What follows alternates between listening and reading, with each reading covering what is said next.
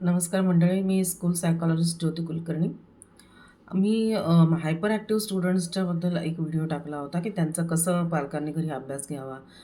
Poor concentration असलेल्या मुलांचा घरी कसं पालकांनी होमवर्क घ्यावं. त्याचा एक व्हिडिओ मी आत्ताच अपलोड केला होता. तो मी आता डिस्क्रिप्शन बॉक्समध्ये देते. आणि आता मी हा व्हिडिओ जो करते हा व्हिडिओ मी असा सगळ्या विषयांना अनुसरून करते. एक तर पॅरेंट चाइल्ड रिलेशनशिप. जेव्हा मी सायकॉलॉजिकल काउन्सिलिंग करते, तेव्हा माझ्याकडे अशा बरेच केसेस असतात. त्यामध्ये मी बघितलं की आई-वडील आणि मुलांचं नातं याच्यामध्ये बराच डिस्टर्बन्स असतो. तर त्याला आम्ही पॅरेंट चाइल्ड रिलेशनशिप म्हणतो. मग त्या रिलेशनशिपमध्ये जर काही प्रॉब्लेम असेल किंवा काही मिसअंडरस्टँडिंग असेल किंवा त्यामध्ये काही गैरसमज होत असतील मुलांचे, तर ती रिलेशनशिपमुळे मुलं ॲग्रेसिव्ह बिहेवियरकडे पण जाऊ शकतात. म्हणजे मुलांचं ॲग्रेसिव्ह बिहेवियर म्हणजे मारामारी करणे, अतिशय मुलांना शाळेत मारणे, क्लासमध्ये मुलांना मारणे, नंतर स्कूल बसमधनं येताना मुलांना चिमटे काढणे, हे करणे. असं ते मुलं कुठे राग काढतात. तर टीचर्स ऑब्व्हियसली आमच्याकडे कंप्लेंट घेऊन येतात, की हा मुलगा सगळ्यांना मारतो. तर आम्ही त्यावेळेस त्यांचे केस स्टडी करतो. तर तेव्हा आमच्या बऱ्याच गोष्टी लक्षात येतात. त्यामध्ये एक तर पॅरेंट चाइल्ड रिलेशनशिप हा मोठा भाग असतो. म्हणजे तुमचं घरचं ॲटमॉस्फिअर कसं आहे, त्याचा परिणाम तुमच्या मुलाच्या स्कूल जीवनावर होतो, शालेय जीवनावर होतो.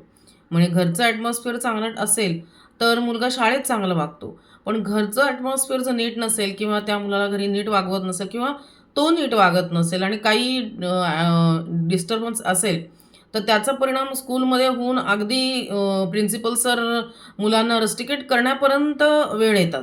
मग ह्या वेळ येऊ नये आणि मुलांच्या ॲग्रेसिव्ह बिहेवियरकडे वेळीच कसं काय लक्ष द्यावं, त्याची मी कारणमीमांसा करते. एक तर ॲग्रेसिव्ह बिहेवियर म्हणजे मारामारी करणं, या किंवा वर्गामध्ये खूप मुलांना मारणं, या गोष्टीमागे बरीच घरची पण पार्श्वभूमी असते. माझ्याकडे अशी एक केस आली होती, की ज्याच्यामध्ये एक मुलगा खूप अ, म्हणजे खूप चांगला मुलगा होता. तो खूप हुशार होता, गिफ्टेड होता. 97च्या वर पर्सेंटाईल नेहमी त्याचे असायचे आणि तो इंटेलिजंट होता. त्यामुळे त्याच्याकडे शिक्षक ऑब्व्हियसली व्यवस्थित लक्ष द्यायचे, की नाही हा करेल व्यवस्थित. त्यामुळं एवढं हे नव्हतं.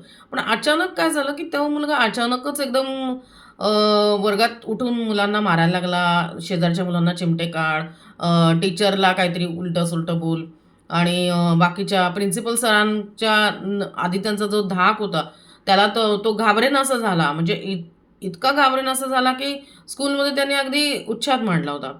तेव्हा साहजिकच ती केस माझ्याकडे आली आणि मग प्रिन्सिपल सरांनी सांगितलं, की या मुलाला आम्ही अगदी आता रस्टिकेट करण्याच्या निर्णयाप्रत आलो आहे.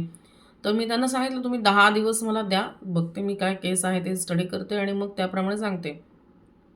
मग मी त्या मुलाची केस स्टडी केली, त्याचं काउन्सिलिंग केलं. तर काउन्सिलिंग म्हणजे पण मला पहिल्यांदा सगळ्यांना क्लिअर करायचं आहे. सगळेजण आजकाल काउन्सिलिंग हा शब्द बरेच वापरायला लागले, की मी खूप छान काउन्सिलिंग करतो, मी खूप छान काउन्सिलिंग करतो. काउन्सिलिंग म्हणजे गप्पा मारणं नाही आहे. हे पहिली गोष्ट सगळ्यांनी डोक्यातून काढून टाका, की नुसत्या गप्पा मारणं त्याच्यासाठी 5 वर्ष मास्टर्स क्लिनिकल सायकॉलॉजीचा कोणी कोर्स करून नुसत्या गप्पा मारत नाही. तर हल्ली कोणीही सायकॉलॉजिकल न घेता म्हणतात, की आम्ही काउन्सिलिंग करतो. माझं काउन्सिलिंग इतकं चांगलं आहे, की मी समोरच्याला चांगलं पटवू शकतो. तर ते समोरच्याला इम्प्रेस करणं वेगळं आणि काउन्सिलिंग करणं किंवा त्याच्यामध्ये थेरपी देणं वेगळं.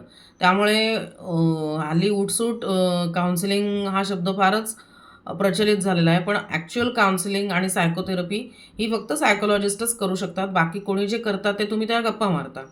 किंवा तुम्ही त्याला समजून द्यायचा प्रयत्न करता. तर आम्ही जेव्हा काउन्सिलिंग करतो त्यावेळी आमची वर्कशीट्स असतात. आमच्या काही सायंटिफिक आम्ही काही हे काढलेले असतात, त्याचे पॅरामीटर्स काढलेले असतात आणि त्याप्रमाणे आमचा रिपोर्ट तयार होतो. म्हणजे आम्ही त्याप्रमाणे रिपोर्ट करतो. म्हणजे त्याच्यामध्ये आम्ही चाइल्ड हिस्ट्री बघतो, त्यानंतर चाइल्डची बॅकग्राऊंड बघतो, त्याच्या घरचं होम ॲटमॉस्फिअर बघतो आणि आमच्या काही सायंटिफिक टेस्ट असतात. म्हणजे चाइल्ड अप्रिसिएशन टेस्ट आहे किंवा मुलांची पर्सनॅलिटी टेस्ट आहे किंवा इक्यू टेस्ट आहे किंवा न्यूरॉटिक टेस्ट आहे किंवा भाटिया बॅटरी टेस्ट आहे. तर अशा आम्ही सायंटिफिक टूल वापरतो आणि ते टूल वापरून टेस्ट करून आम्ही त्याचे निष्कर्ष काढतो, की या टेस्टिंगमध्ये काय ह्याचं रिझल्ट आला किंवा काय याचा आपण म्हणतो की रिपोर्ट आला आणि त्या रिपोर्टवर बेस करून मग आपण आमच्या थेरपीच्या वर्कशीट असतात. म्हणजे त्या आपण वर्कशीट आमच्या आमच्या 5 वर्षाच्या अभ्यासक्रमात आम्हाला व्यवस्थित सर्टिफाईड दिलेल्या असतात. तर त्या वर्कशीटवरनंच आम्ही पुढचं काउन्सिलिंग करतो. तर थोडक्यात मला हे सगळ्यांचा क्लॅरिटी द्यायची होती कन्सेप्टला, की काउन्सिलिंग म्हणजे जो पाहिजे तो काउन्सिलिंग करू शकतो असं नाही. तो समजून देतो तुम्हाला. पण तुम्ही जर तुम्हाला योग्य प्रकारे काउन्सिलिंग आणि थेरपी, सायकोथेरपी ही फक्त सायकॉलॉजिस्टच करू शकतो. तर बाकी कोणी करू शकत नाही. तर हे झालं सायकोथेरपीबद्दल. तर त्या मुलाचं आम्ही जेव्हा काउन्सिलिंग केलं, जेव्हा मी त्याची टेस्ट घेतली आणि त्या टेस्टमध्ये असं दिसून आलं, की हा मुलगा मनातून खूप डिस्टर्ब आहे. तर त्याच्या मनातून काहीतरी खूप कुठलीतरी गोष्ट आहे ती त्याच्या मनात खोलवर रुजलेली आहे. तर ती आम्हाला त्याच्यातनं काढायची होती बाहेर. तर त्यावेळी त्याला सायकोथेरपी देण्यात आली. तर त्या सायकोथेरपीमध्ये असं लक्षात आलं, की त्याच्या वडिलांनी आणि त्याचे वडील पण खूप हुशार होते, म्हणजे ही वॉज अ सायंटिस्ट. तर त्यांनी त्याला एकदा अभ्यास त्यांनी केला नाही, म्हणून त्यांना रात्री त्यांनी 3 वाजता उठून त्याला विचारलं, की "तू अभ्यास का नाही केला?" आणि त्याला काही शिक्षा केली. आता काही शिक्षा म्हणजे अशा थंड पाण्यात उभं राहणं वगैरे अशा शिक्षा होत्या. त्या शिक्षा मी काही सांगत नाही, कारण पॅरेंट उगाचच नवीन-नवीन शिक्षांचे प्रकार ऐकू नयेत पॅरेंट्सने असं मला वाटतं. म्हणून मी या शिक्षे सेन्सॉर करते. तर अशा काही शिक्षा केल्या आणि मग त्यामुळे काय झालं, की ते मला सायकोथेरपीमध्ये लक्षात आलं, की याच्या माइंडमध्ये मग त्याचं पॅरेंट रिलेशनशिपवरच फोकस जात होतो. मग थेरपी करताना आमचं तिकडं फोकस गेला आणि आम्ही तिकडे त्याला त्या दृष्टीने त्याचे थेरपी शीट्सवर विचारलं आणि त्या थेरपीमध्ये असं दिसून आलं, की त्याचे वडील ज्याला खूप ही घटना घडली होती आणि त्या घटनेमुळे त्याच्या डोक्यावर खूप परिणाम झाला होता आणि त्याला भयंकर आतून राग येत होता. आणि तो राग आता वडील आहेत त्यामुळे वडिलांना तर आपण काही ओरडू शकत नाही, मारू शकत नाही. कारण 8वी-9वीतला मुलगा होता तो, म्हणजे तसा लहानच मुलगा होता आणि आपण काही ह्याच्या करतो तर त्याचं जे सगळं ॲग्रेशन आहे, ते सगळं ॲग्रेशन त्याचं कुठेतरी बाहेर जायला त्याला वाट पाहिजे होती आणि ते ॲग्रेशन त्याचं शाळेत येऊन सगळं मुलांवर निघायचं. आणि मग ते असं मुलांवर निघायला लागलं. त्यामुळे मग आम्ही ती जेव्हा रिपोर्ट मी सरांना दिला, प्रिन्सिपल सरांना, की याचं पॅरेंट चाइल्ड रिलेशनशिप बरोबर नाही आहे, पॅरेंटल याच्यामध्ये प्रॉब्लेम आहे. तेव्हा मला परमिशन मिळाली. मी पेरेंट्सना बोलवलं, त्याच्या आईला बोलवलं, वडिलांना बोलवलं. तेव्हा त्यांना सांगितलं, की आज सायकोथेरपी मी जेव्हा त्याची केली, तेव्हा मला असं-असं दिसून आलं. तर अशा काही घटना घडल्यात का? मग त्यांनी प्रामाणिकपणे कबूल केलं, की ही असं घटना घडली आहे आणि हो, आम्ही आता असं परत काही करणार नाही म्हणून. आणि मग त्यांना आम्ही टिप्स दिल्या, की आता बॉन्ड कसा वाढवायचा. म्हणजे एकदा तुमची मनं जर दुभंगली गेली असतील, तर ती मनं परत जवळ आणण्यासाठी तुम्हाला सायकोथेरपीची गरज असते. मग त्यांना एक त्यांचं अख्ख्या महिन्याभराचं शेड्यूल मी लिहून दिलं. त्याच्याशी कसं वागायचं, त्याच्याशी कसं बोलायचं, काय पॅरेंटिंग टाईम आहे, कोणते शब्द त्याच्यापुढे बोलायचे, कोणते शब्द अव्हॉइड करायचे, कोणत्या शब्दाने त्यांना राग येतो, कोणत्या शब्दाने तुमचा मुलगा थोडा तो तुमच्या जवळ येईल, आनंदित होईल. असं पूर्ण महिनाभराचं आम्ही त्याला शेड्यूल लिहून दिलं आणि त्यानंतर मग तो मुलगा एकदम नॉर्मल आला आणि त्याचं सगळ्यांशी वागणं चांगलं झालं एकदम आणि तो म्हणजे त्यांनी ब्रॉन्झ मेडल वगैरे मिळवलं ऑलिम्पियाडमध्ये. म्हणजे मुलगा अतिशय गिफ्टेड होता. म्हणजे अतिशय इंटेलिजंट होता. तर मला सांगायचा उद्देश हा आहे, की अगदी हुशार मुलं जी सुद्धा अगदी 99 पर्सेंटाइल, 100 पर्सेंटाइलमधली मुलंसुद्धा अशा सायकॉलॉजिकल प्रॉब्लेमने त्रस्त होऊ शकतात आणि एकदम त्यांचा परफॉर्मन्स डिक्रीज होऊ शकतो. तर आपण नुसतंच तो शाळेत चांगले मार्क मिळवतोय, चांगले मार्क मिळवतोय म्हणून त्याच्याशी कसंही वागा आणि कसंही बोला असं होत नाही. कारण त्याचा परफॉर्मन्स चांगला राहण्यासाठी आपल्याला घरीही त्याच्याकडे व्यवस्थित वागायला पाहिजे.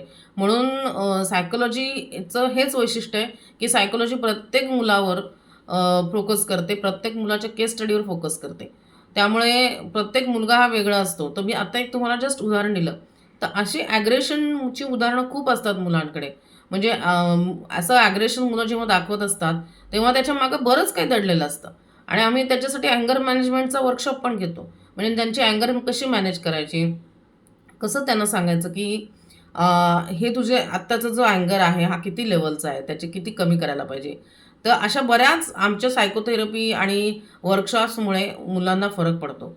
तर त्यामुळे जर तुमचा मुलगा किंवा मुलगी किंवा घरातलं कोणी जर अग्रेसिव्ह वागत असेल, तर तुम्ही थोडासा विचार करा, की तो का अग्रेसिव्ह वाटतो. एक तर तुम्ही घरच्या घरी तुम्ही पहिल्यांदा करू शकता, की त्याचं काय असं झालेलं आहे, आपण काही त्याच्याबरोबर असं वागलोय का? किंवा कुठल्या गोष्टीने तो चिडलाय का? त्या गोष्टीचा चीड जर त्याला आली असेल, राग आली असेल किंवा राग आला असेल सॉरी, तर राग आला असेल तर त्याच्याशी शांतपणे बोलून तो प्रॉब्लेम सॉल्व्ह करा. म्हणजे त्याला पण बरं वाटेल. हे एक स्टेप तुम्ही घरच्या घरी करू शकता. आणि जर तो अजिबातच ऐकत नसेल किंवा अजिबातच त्याचं ॲग्रेशन लेव्हल खूप हाय असेल आणि अगदी शाळेमध्ये टीचर्सनी पॅरेंटला बोलवून पॅरेंट मीटिंग घ्यावी लागत असेल, एवढ्या जर लेव्हलवर केस गेली असेल, तर तुम्ही जरूर सायकॉलॉजिस्टचा सल्ला घ्या, वेळीच सल्ला घ्या. आणि मला कॉन्टॅक्ट करायचं असेल तर माझा फोन नंबर आहे 9981171285. मी डिस्क्रिप्शनमध्ये पण आपला नंबर देते. तर तुम्ही सायकॉलॉजिस्टची हेल्प घेऊ शकता. पण 8वी, 9वी, 10वी ही बेसिक इयर्स असतात किंवा शालेय वर्ष. तर त्याच्यामध्ये कुठलाही प्रॉब्लेम असा अनसॉल्व्ड ठेवू नका, कारण त्याचा पुढच्या आयुष्यावर परिणाम होतो.